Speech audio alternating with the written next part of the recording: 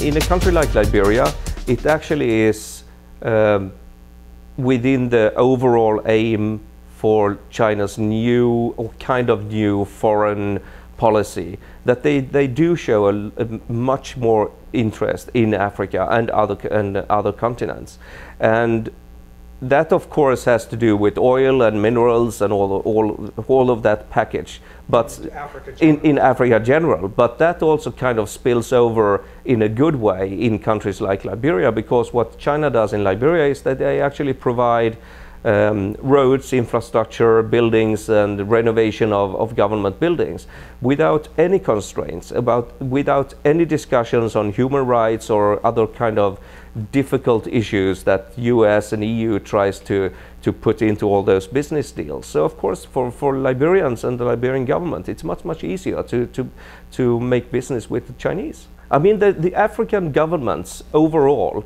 get much more now in terms of specific infrastructural project than they ever have had because of this race for Africa. It's not a competition or a race in terms of hard power, in terms of military assets or the necessity to have military bases or whatever. That was the case in the 50s, 60s and 70s in Africa, definitely. But that is not, at least to me, that is not the case anymore. Not everything is about the resources.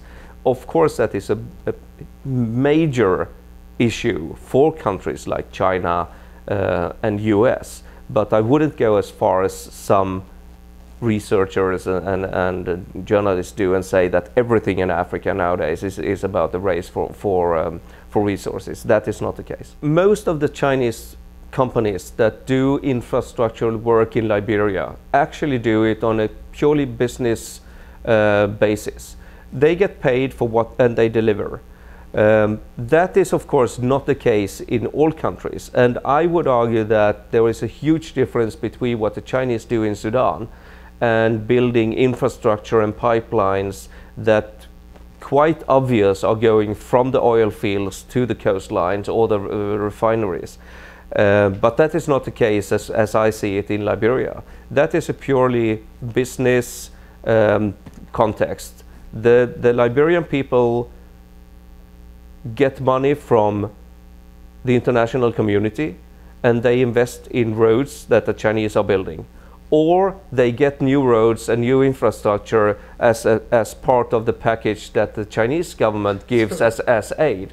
So the Chinese are profiteering off Western. Yeah, of course. I mean, there are numerous instances where the World Monetary Fund and even UNDP and others are funding infrastructure projects that goes to the Chinese bidder.